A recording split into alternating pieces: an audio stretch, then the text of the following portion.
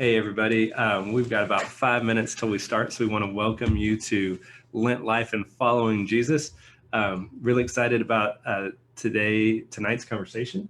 We're going to be talking with Jenny Scoggin, who's going to tell us about her beekeeping adventures and how it connects to the life of faith for her. Just now, Father Keith and I were talking about how it can be helpful sometimes just to be asked a question that maybe we were expecting or maybe we weren't, but just an occasion to share something. So as we're gathering, we've got about 5 minutes till we start. What is a word that describes something God has shown you this past week?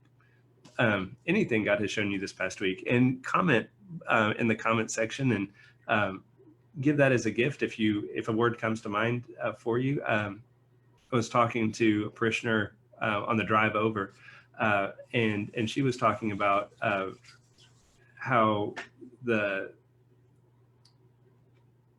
little she has control over right now is really probably always been true, but this time has helped her to see it. And she realizes that she's blessed to be able to learn a lesson like that, where she's not in a position where her livelihood is at stake or something like that. But we've been talking as a staff and individually. It is wholly good and faithful to continue to see God at work and to learn to receive good gifts, things that we name as gifts, even when times are challenging and hard, especially when times are challenging or hard. Absolutely. That's when it's most important. I would say mine is kindness is going to be my word. And what I've observed, and I see God through it for a couple of reasons. One, I was doing a little bit of exercise this morning, and one of the neighbors came out and said some very kind things about us and about the church, and they have been watching and I appreciate just some very sweet things, which really helps uplift you. And but the other one I watched is I went to a store, and I know I shouldn't, but I had to, and there was this long line. And last night, this long line of all things, the return line, and I was watching this, is this man started to yell at the cash register lady. And it wasn't even his turn. Like, he's behind other and starts yelling at her about some stuff. And I was really taken back. And I thought just how sad, because you could see this lady just being beaten up, and there's nothing, of course, she can do about it but take it. And anyway, she finally took care of this guy.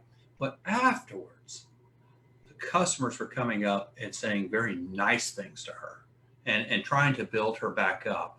And so it was kindness is what I saw through the people and God, because it's what we all need right now. I mean, no one knows what this lady's story is. And here she is behind this cash register, probably very stressed, has family to deal with and worry about. When will she go shopping at the grocery store? I mean, those are a lot of problems that everybody's having right now. And for that man to sit there and just chew her out, which probably was dealing with something he's dealing with, of course, but how people came up and were so kind and sweet to her and uplift. You just saw her just kind of relieved of watching this. So anyway, kindness, it's something we all need to do. That's beautiful. Yeah, the gentleness, which is a kind of kindness that I have seen people share with each other, has been almost disarming, especially to the people who are carrying something. You can just see we all put more pressure on ourselves than maybe actually exists out there. Oh, that's true. So I get really upset about something, and we were praying earlier in the service for those for whom social distancing means isolation.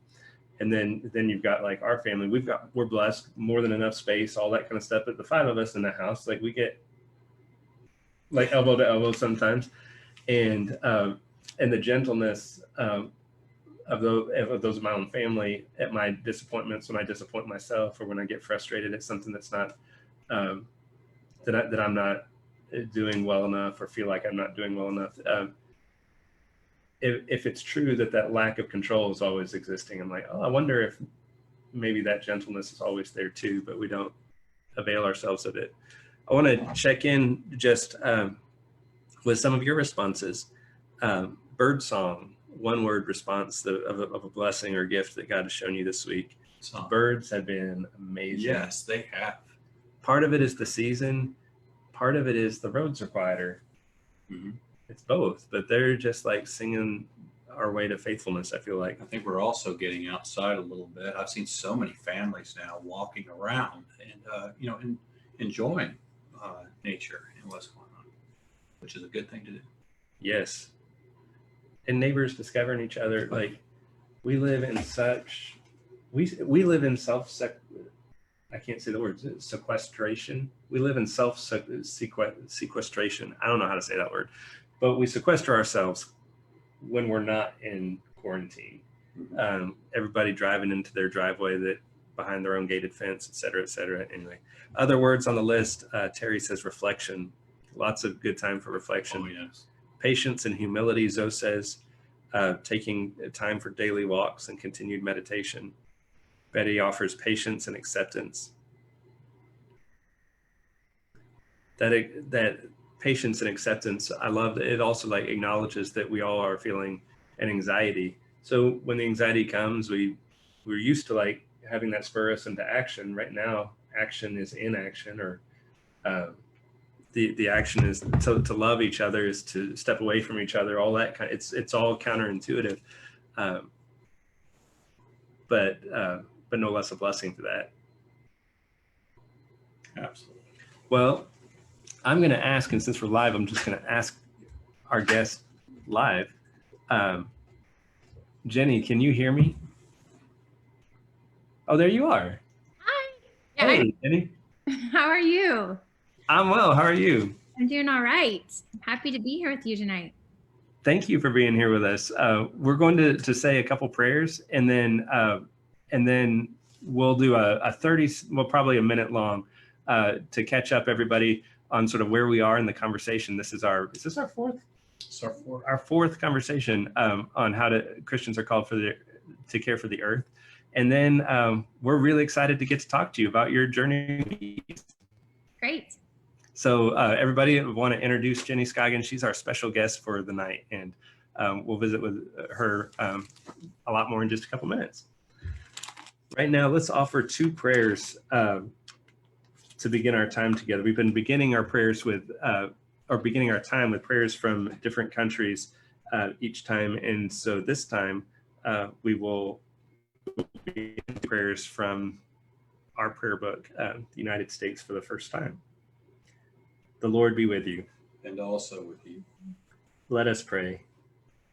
O Heavenly Father, who has filled the world with beauty, open our eyes to behold your gracious hand in all your works, that rejoicing in your whole creation, we may learn to serve you with gladness for the sake of him through whom all things were made, your Son, Jesus Christ, our Lord. Amen. Almighty God, we thank you for making the earth fruitful, so that it might produce what is needed for life. Bless those who work in the fields, give us seasonable weather, and grant that we may all share the fruits of the earth, rejoicing in your goodness. Through Jesus Christ our Lord. Amen. All right, so here's our 1 minute round the world catch up. So we've been taking as our starting point Ruth Valerio's good book, Life, which is the Archbishop of Canterbury's Lent book for 2020.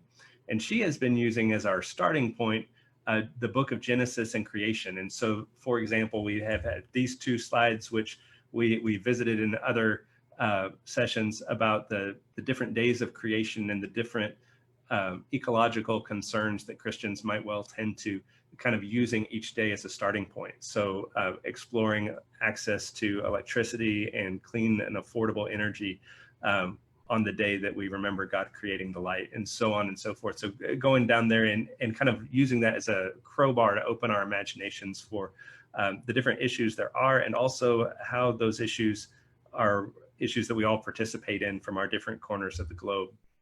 Last week, we had a lot of fun exploring the stories of different ministries. This was Bonton Farms in South Dallas, where they're starting urban agriculture to help be an oasis in the middle of a food desert in South Dallas. We visited the story of Plainsong Farm, which is run by a priest and farmer Nurula Parish in Michigan. And we talked about how the first one was local, this one was national, and that it takes place in a different part of the nation, but all farming is kind of local. But also that her dream is to network and support, build a network of Christians, especially who are vocal about how their faith is connected, the role of their faith plays in their care for the earth. And then we looked at an international community, Arocha, last week also, that is bringing communities of faith together with science and getting people kind of on the ground with the creation near to them and sometimes far from them. And then we ended, and this is the connecting point to our guest, we ended with these questions.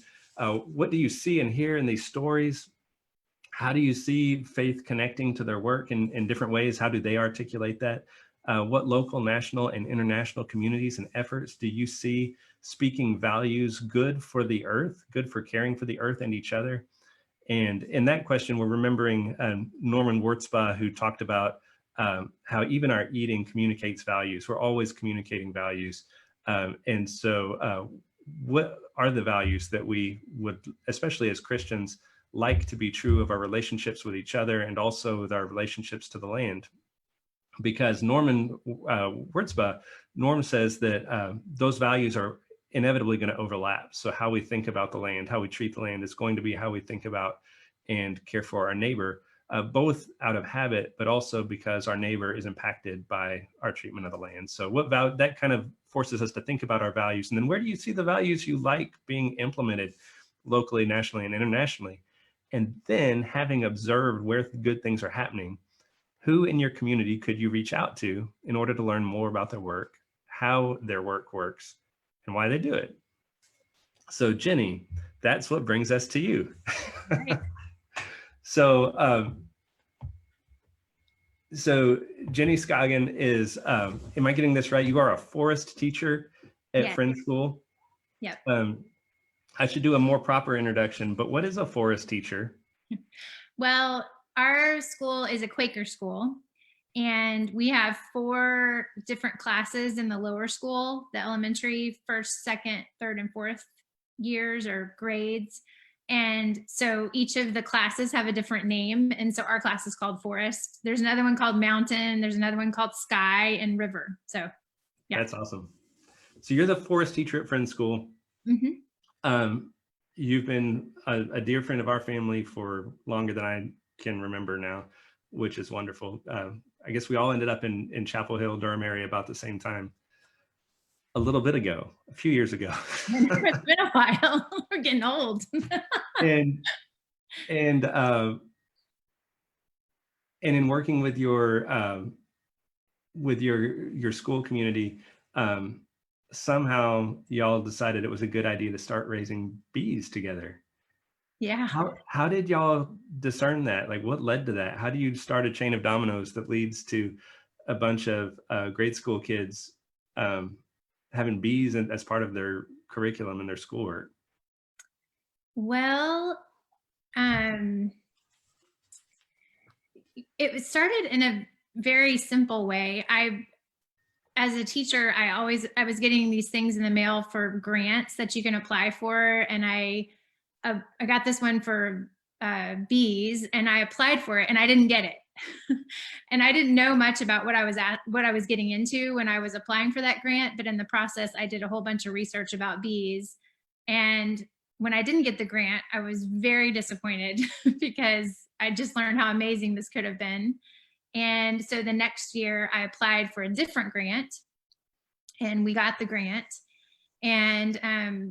And our community is really supportive. Our school teaches 3-year-olds all the way through seniors in high school. We have they go all the way through. And they've always been very supportive of teachers taking risks and thinking about, how can our kids learn, and particularly in nature? Like, can we get our kids into the forest? Can we get our kids connecting with the earth in some ways? So this had never been brought to the community before, but across the street from us at the same time, and you may be familiar with this, Jonathan, as a Duke grad, but Duke Farms is across the street from us. And they have anywhere from 7 to 12 hives over there. And the Durham Beekeepers Association keep those hives up. Well, in the process of all of this, trying to get the grant, I met somebody that takes care of those hives, and they said, why don't you let us pay for you to take the beekeepers course? You're an educator, and we want you to be a bee evangelist, basically. You're a teacher. I think you could do this. So I took the course to get certified, and then we received the grant from a local electric company that gives grants every single year. And we got our first 2 hives started last year. And then Piedmont Electric, that's the electric company that gave us the grant, contacted me again this spring because I kept sending them pictures of what we were doing, and they just loved it. They're like, please, please, please apply for more money. We want to give you more money. I'm like, you do? They're like, yeah, we want to give you more money. So we applied for another grant, and they gave us more money to increase an outdoor classroom space and pollinating garden and more bee equipment for the kids. And so it's kind of grown into this thing, and several teachers have said, hey, can we take classes? We've got several local county beekeeper organizations, and I've learned that if you get into these organizations, like all these beekeepers that have been doing it for several years, they're just dying to share and they'll show up at your house, and Oh my gosh. So I've only been doing this for like a year and a half. I feel like I have barely dipped my toe in the water. They're the beekeepers that I talk to, they know so much, and they'll still tell you that every year they learn something different and something new. So yeah, that's how we got started, and we're still going. So that's awesome. Where did that instinct to apply for that first grant come from? Like, what was your first attraction to bees and wanting to be involved with bees? Well, so my father used to keep bees when I was a little girl, and I was always told, you stay away from the hives. Like, you're going to get stung. You just need to stay away from them. And so, so in the back of my mind, I've always viewed bees as this really creature you should be fearful of, and the stinging aspect of it was always at the forefront of my mind. But the more that I learned about them, the more I realized that there's this tiny community that's happening inside of the hive, that if you understood more about them, you would understand your fear of them would kind of lessen a little bit. It's not to say that you don't get stung. I've gotten stung several times going in, but there's a lot happening in such a small, tiny community, and it has such big connections to the wider world. It's just kind of I always tell the kids that, it's like looking into, kids like to read those books about like tiny creatures that live, like fairies that live under mushrooms, or like thinking about things that are really, there's worlds going on underneath, and you get into the hive, and there's like amazing things happening inside of the hive. I don't know. Can you give us an example? Yeah, like well, I have some pictures. Can I share my screen with you to show you some pictures? Absolutely. Sure. Right? Okay. I thought that it would be easier for me to talk through it if I showed you some pictures. Oh, that's awesome. Give me just a second and I'll share my screen with you. Hold on just a minute. Can you see that? Yes. We can. Oh my goodness. So this is a picture, this is when we first started. This is the first group of students that we took over. And this is actually at the Duke Farm, Jonathan. Okay. This is before our hives came in, and we wanted to get the kids used to the hives. I had a couple of kids that were completely freaked out by bees. And by the time we finished, I don't know if you can see this little girl over here holding a bee on her glove. Yes. Yeah. In the spring, or in North Carolina, probably about April or May, the bees actually do what you call, you can get close to them and they'll land on you, and you can almost like you're tickling them. They're happy. They're in kind of this really wonderful mood, and it's the best time to take anybody into the hive that might at all be fearful of the hive. But by the end of this, she was asking me, can I please go out and hold the bees again? Can I, she was very into it.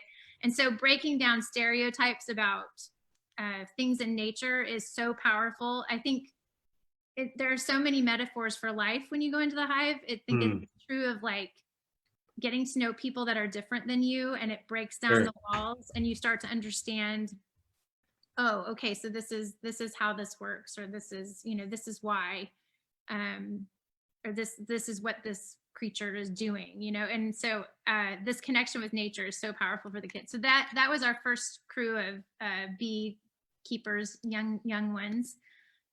This is a picture, actually this is a video of my son. I don't know if I can get to play. This is when we did our first installation on campus, and my son is 6 in this picture. I don't know if I can play that video, but he was all geared up and went into the hive with us. And I was so proud of him because he was really scared at first, but he went right up to it. And anytime you go into the hive, you try to find the queen. Yes. If the hive does not have their queen, they won't last very much longer. They have to have the queen. The queen lays about 1,500 eggs a day. Wow. And a queen lives anywhere from 3 to 5 years. So if you do the math, I mean, that's over millions of bees that this queen has, right? Now, there are 3 types of bees. Real quick, I'll tell you about them. The queen, the worker bees, which are all female, and the drones, the males. The drones do not have stingers. Which, which I had, if there's any bees that I can kind of find and let kids hold without, gloves or anything, they think that's so cool that they can hold that and not worry about being stung. But the workers, the drones don't do much. I hate to say it, I always, the males, they're kind of, their only purpose is to, they mate with a different queen, like outside of the hive, and then their life is over. Oh, wow. I know. But they're very important to this whole process. They're a part of this puzzle. But the worker bees, they only live 5 to 7 weeks, and then they die.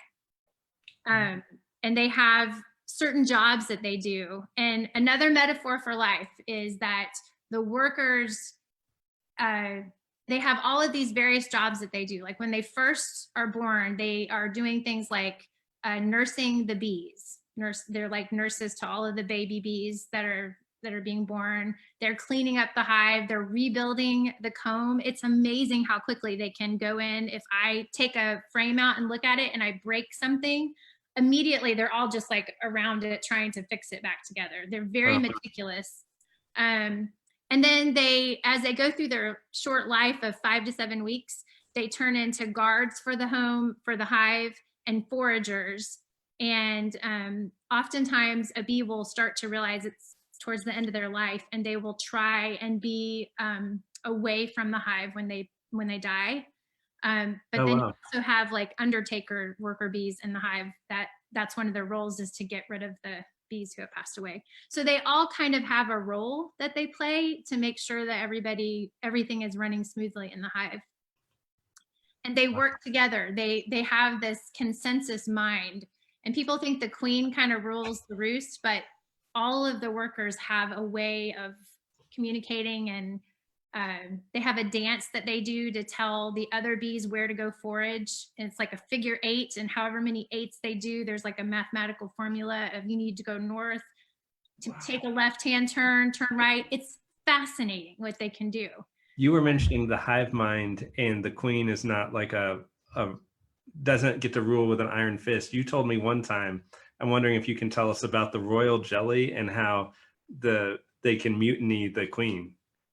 Oh yeah. If they decide that they don't think the queen is doing her job, they can create a queen cell and raise a new queen that they hope will rise up and take out the other queen. It's crazy. Yeah. And they feed, in order for a larvae to become, or for that to become a queen, that particular cell is fed only royal jelly. like the worker bees will only feed that particular cell royal jelly.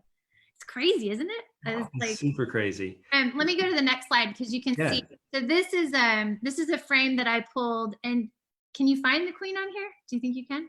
Oh, So, The if queen we is point, marked. you can't see us pointing, so we're not. I know.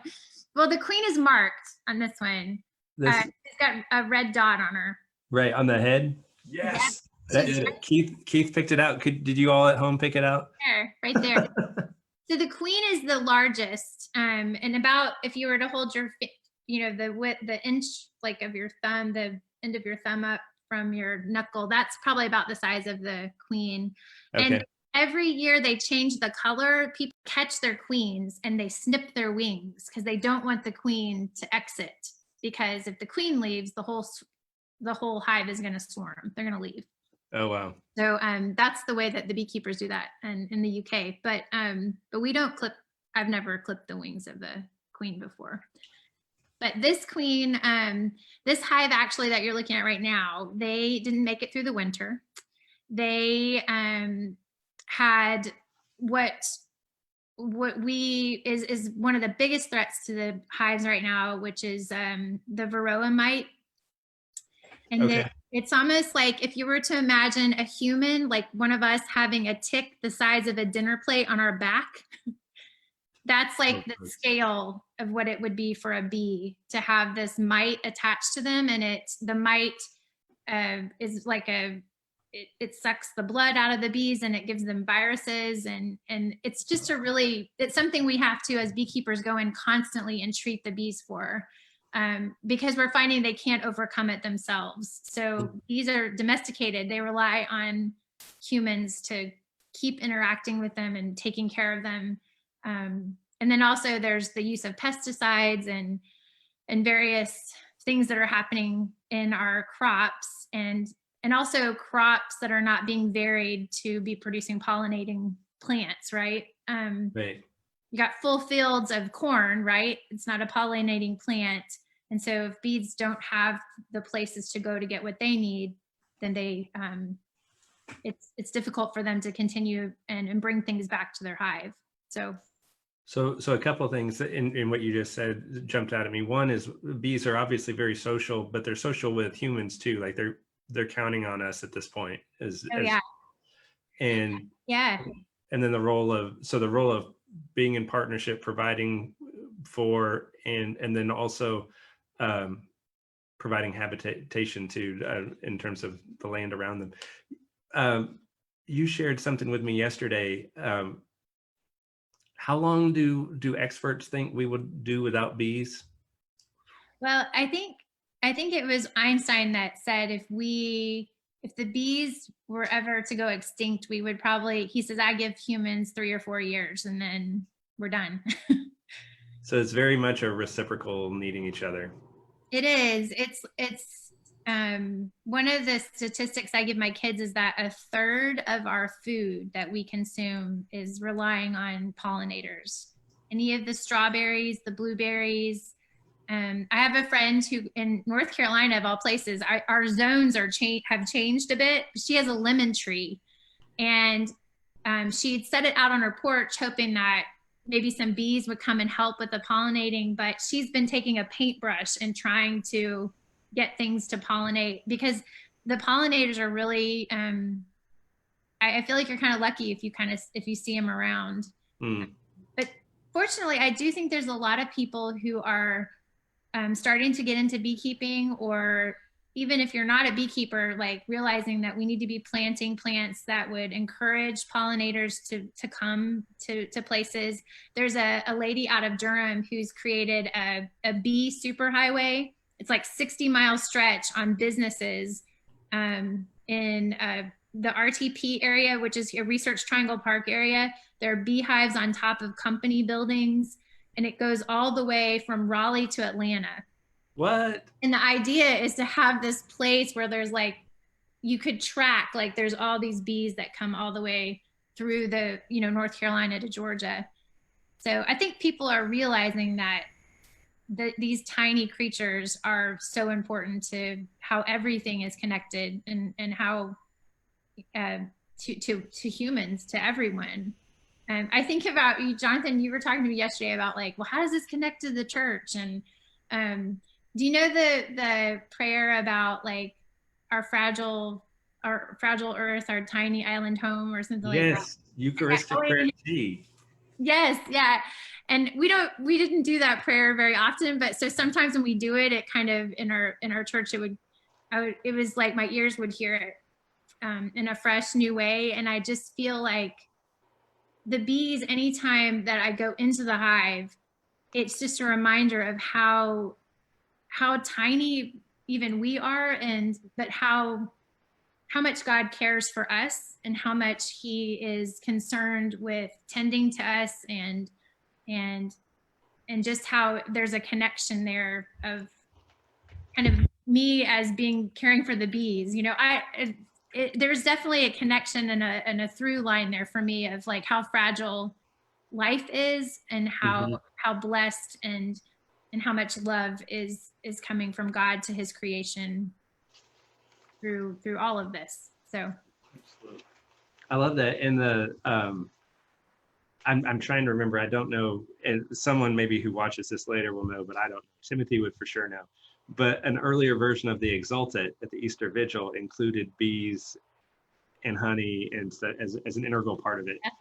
Uh, yeah. Oh, speaking of honey, I have one more picture for you, Jonathan. yeah. Unless I'm interrupting you. Okay, so this was our hives right before the hurricane that hit last fall. We had to strap them down. Oh gosh. Yes. But this was the first time that we processed honey, and it was so heavy. I think we weighed it at like 35 pounds. Like when you lifted that box up, it was full of honey, and you take that big knife and scrape all the comb off. Oh my, is the best, the sweetest smell ever.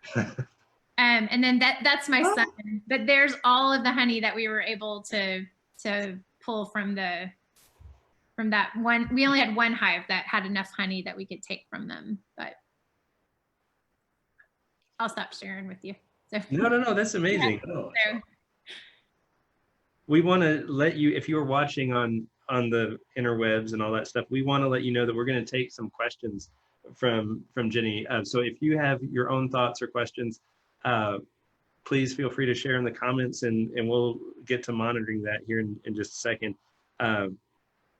Yeah, anything you want to ask about bees, connectedness, faith, it's all fair game. Father Keith, did you have any questions or things you want to know about bees from our expert while we have her? no, I think this is excellent. And it's one of the things we're talking about at the church of having a bee farm. We would love to do that. I think, and I really would encourage people. One of the things I do is I love gardening and looking for specific flowers for bees and butterflies. So that they, like you're talking about this highway, so that they can, feed on that. So I think it's just excellent. that's great. Jenny, what you were saying earlier made me think of Wendellberry, because I'm just never needing too much of an excuse to think about him. But in an article he wrote called "Health is Membership," Uh-huh.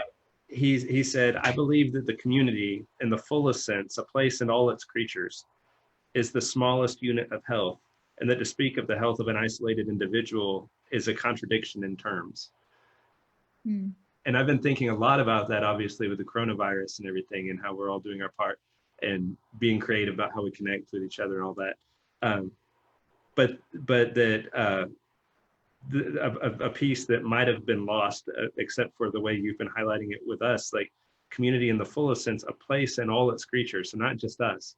And the health of the bees, the health of the land, our own health are connected, so that just to talk about our own health is a contradiction in terms. So that's something that I'm taking away from what you've shared with us. Let's check in with you guys are quiet.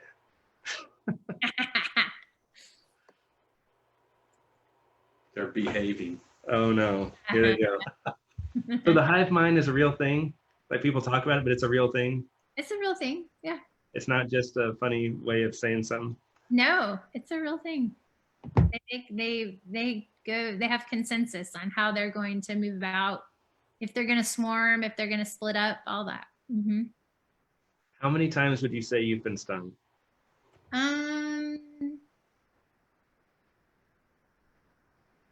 At least 6. I mean, A year and a half, only 6 times? I feel that's pretty good. I mean, yeah. I was going to say, help our case. Um, It's not bad. what in that was? Oh, there was another question there. I forgot what it was. Yeah. Terry wants to get down to brass tacks. Terry says, what permits are needed? How do you get permission to have bees next to someone else's house? And how do you, I guess that's another way of like saying, how do you talk about like, did you have, I mean, you were right across from Duke Farm, so it wasn't unprecedented, but did you have neighbors or parents that were concerned? Yes, we did. How did you talk to them? Well, I think that education was the key in making people understand how bees, why bees would sting. Mm-hmm. And so let me answer the first question about The permits. permits, maybe. And I don't know a lot about Texas, but it's my understanding that in North Carolina, I mean, the bees are animals that we're concerned about going extinct. And so it's my understanding that I don't think people can prohibit them necessarily. I don't know if you quote me on That's interesting. but well, for example, in our neighborhood, it's not something that my HOA could say, no, you can't have those. However, I do think that as a responsible beekeeper, you should understand how to care for them so that they're not a nuisance to the neighborhood.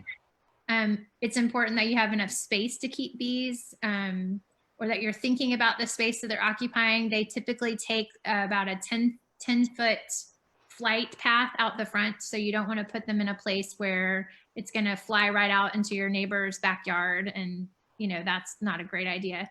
But there are a lot of like places in Durham, I know, and in RTP that keep them on rooftops, and they're out of the way, and their flight path isn't interfering with anyone.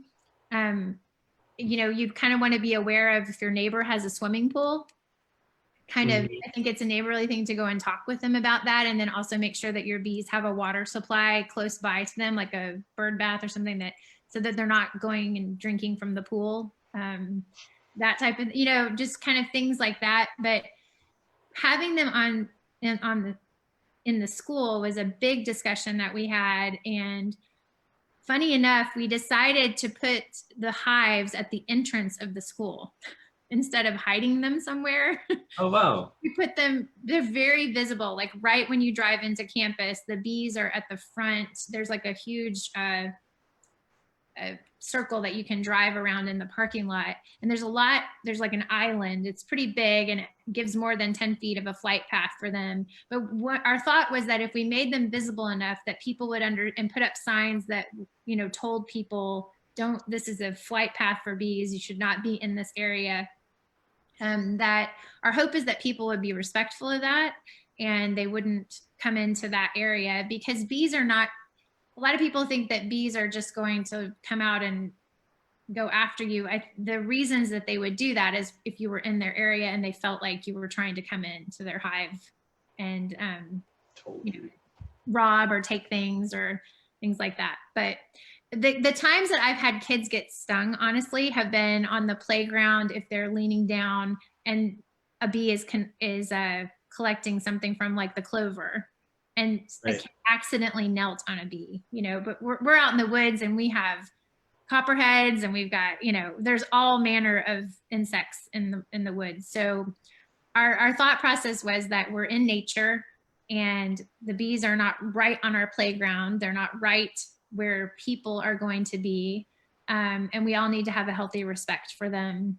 And so that's kind of how we got around it. And Duke Farms, their biggest concern was, are you going to treat your bees for varroa mites? Are you going to treat them? Because if we didn't, then it would have an impact on their hives. So we also have been very, on our campus, we have posted like where, if you do get stung, each of these places have EpiPens and, care for bee stings. But, and then I also educate the kids. I mean, I think education is a huge thing for the community, just to know how to behave around a beehive and be respectful of that. That has emerged as one of my main takeaways from what you've shared with us, Jenny, is just like it's gotten me thinking in a whole different way about where I'm not educated, where sort of the default assumption, the posture of distance, fear, and then what you shared earlier about like the kids' wonder of like what's underneath, the whole invisible world underneath a mushroom kind of thing. Yeah. There are all these invisible worlds, but in the absence of understanding, a lot of us just think of like bees as jaws with wings, like the movie Jaws with wings. So like they're chasing it, but they're not that. No, they're not.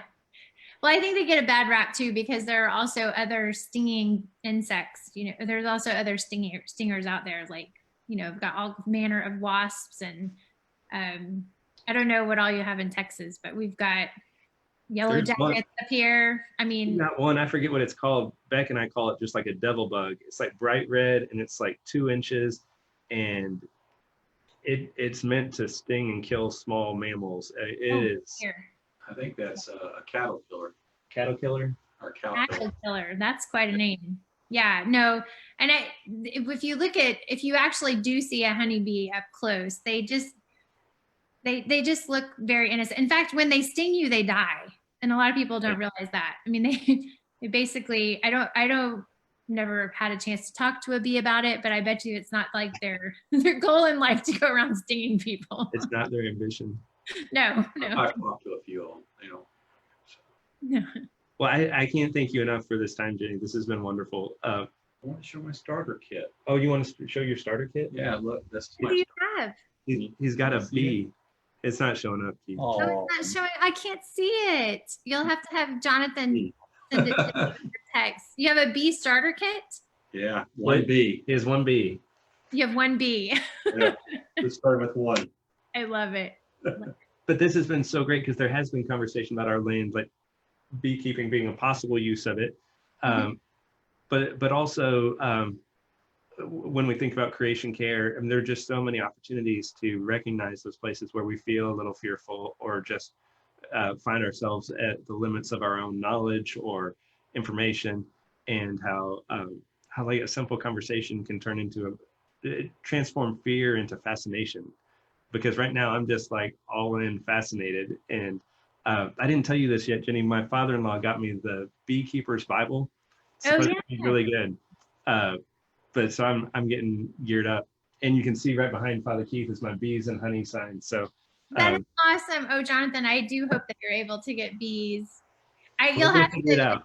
The first time that I actually helped install a hive and just came out of the books, I thought I was going to pass out. It was like so exciting, and also like, I was a little bit freaked out by it, but I would love, you've got to videotape it, or, I'm so old school, videotape it. You have to video your experience, because yes, we'll put it on a VHS and put it on VHS and send it to me.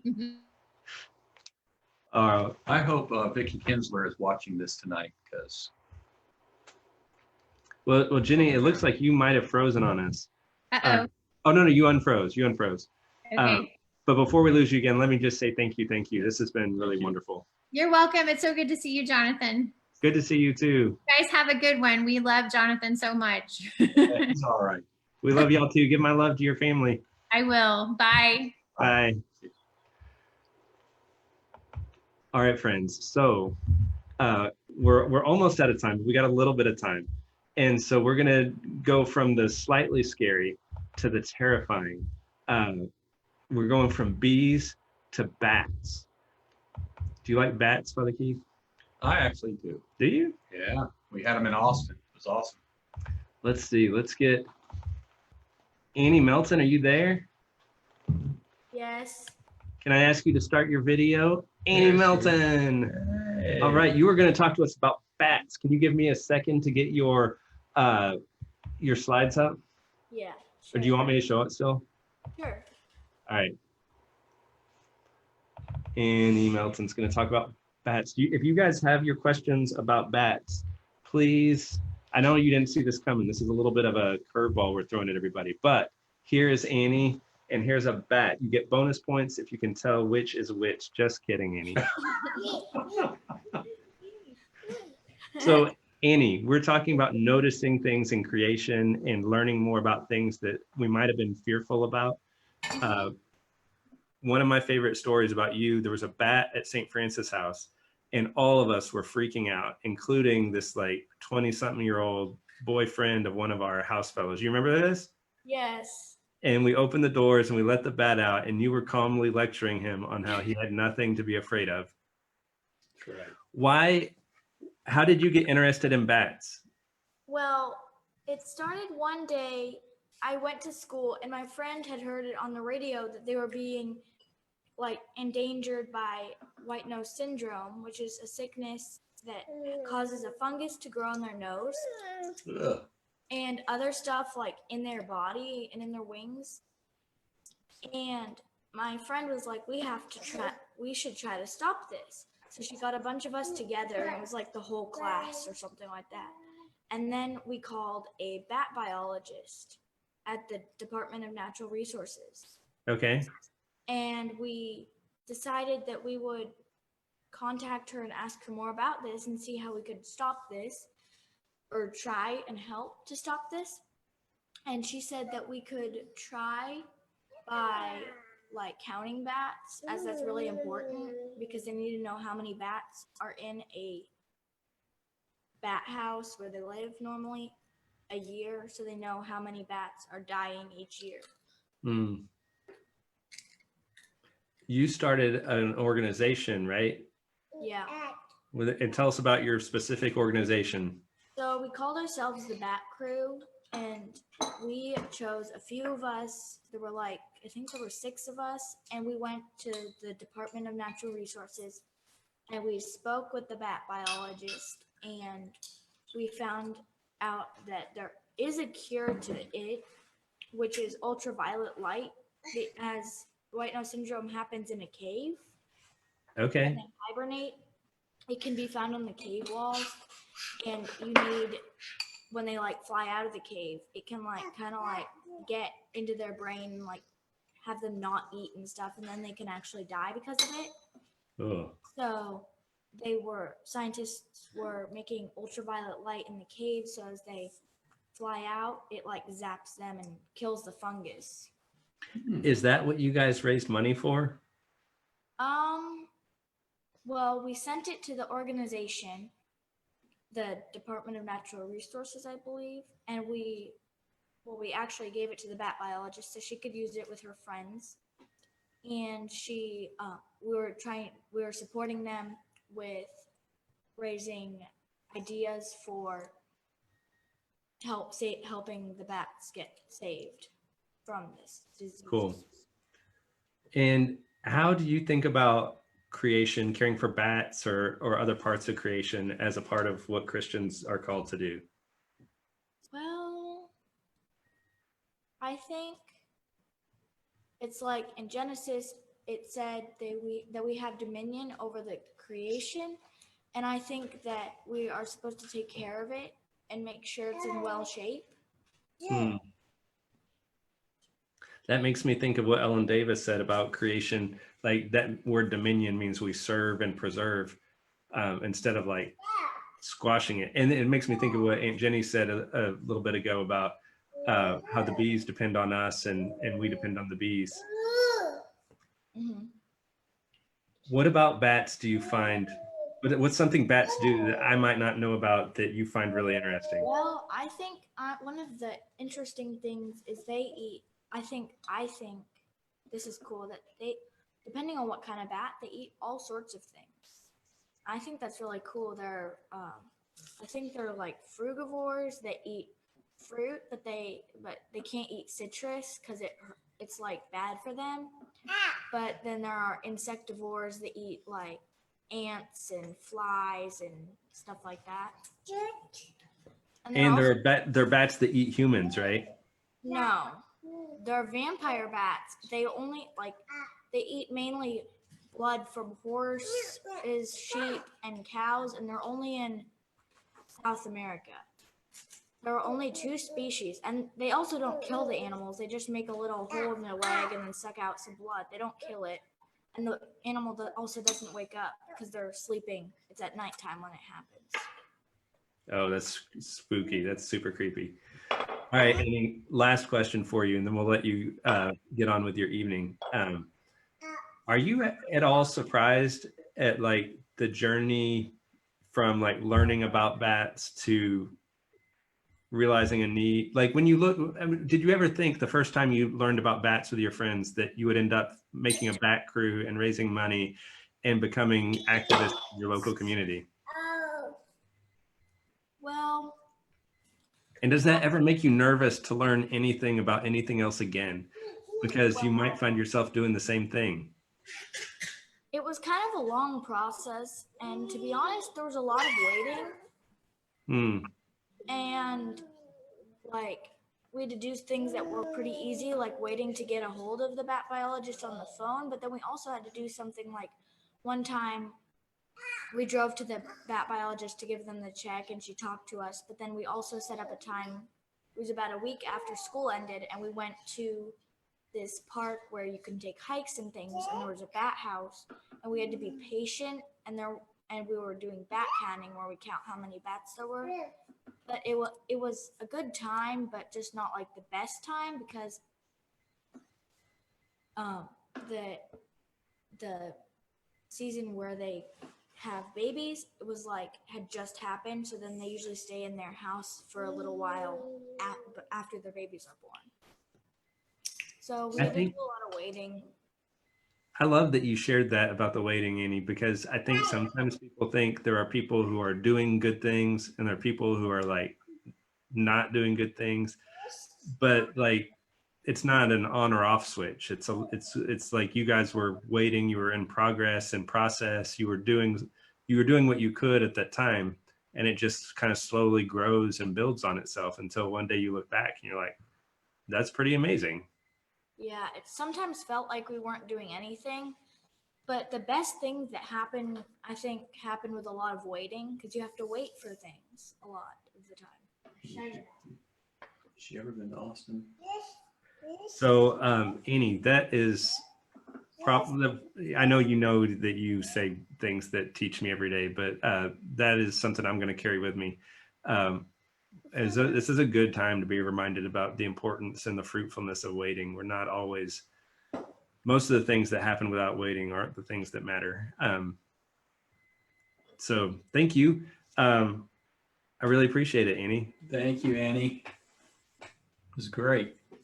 We're going to wrap up our session. I had inaccurately said this was our last session, but we have one more Wednesday, and we've got some good guests lined up. We're going to have some parishioners talking with us about kind of processing all of this. We're going to be processing information that we've received these last weeks, some of these stories that we've heard. I hope all of us will carry with us sort of the instinct to look at someone doing something that seems a little strange, like stepping close to people or creatures that cause us fear until they like learn a little bit more of the story, and fear turns into fascination. But we're going to be looking specifically with some parishioners at concrete things that families or congregations can begin to do in their local context, like right away. So we're going to we're going to empower each other with tools for action through some more storytelling and some interview guests. So that's next week, same bat time. Get it, Annie? Same bat time, same bat channel. And yeah, thank you everybody for your comments and feedback, and for joining us tonight. The next thing we will be doing via social media in an official way will be our Sunday service. Well, Sunday school. Actually, this is not true. So why are you telling them that? So Sunday school and Sunday service are both happening, but we're looking at doing the makeup for our previous Sunday school class when we hit Zoom's technical difficulties. We'll be doing that Friday, probably early afternoon, around 1 o'clock or so. But we'll send out a note about that. So Friday Sunday school makeup class, and then we'll do Sunday school and worship 9:30 and 10:30 next week. Father Keith, anything you want to say to the congregation before we let everyone go for the night? Well, again, I want to thank Annie very much. This was awesome. Again, for all of you, I am just thankful for y'all. We love you very, very much. And we look forward to worshiping with you again. Please, again, remember, if you have any needs during what's going on right now, please contact us. Don't hesitate. We are here for you. We are family. And so if you have any kind of issue that you need to be helped with, please let us know. But again, we love you. Love you guys. We'll see you soon.